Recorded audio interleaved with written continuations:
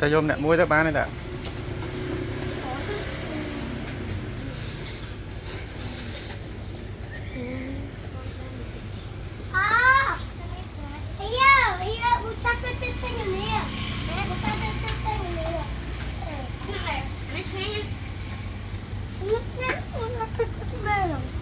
con khọt vào đấy.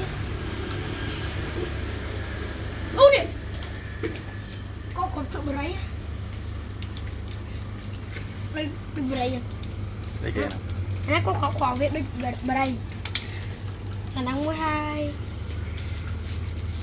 ta nè muối ta bán đấy ta nhập te om nhập cái kè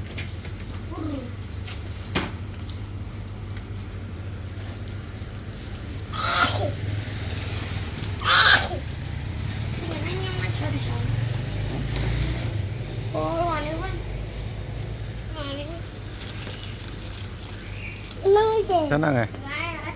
ok ta ta ra cái rồi ta cho ấy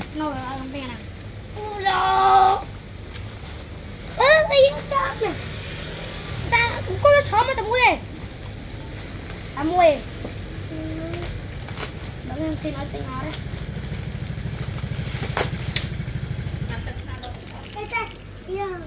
kia tròn này tinh cánh hơn nè tròn mày tròn mày có một bàn thôi để bếp tổ anh em nè xem đó nếu nè ta mình nẹp pi ta mình nẹp pi ta nè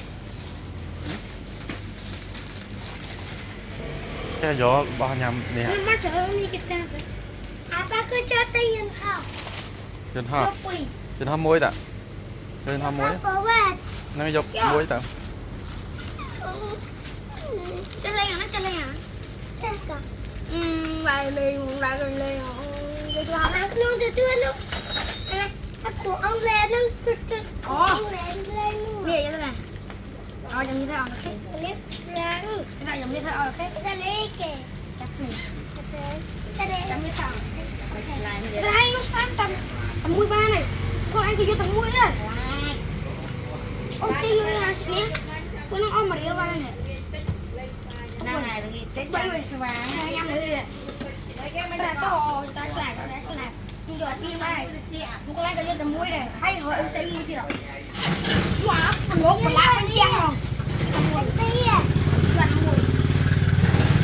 anh có tin anh em mà con tin không đúng không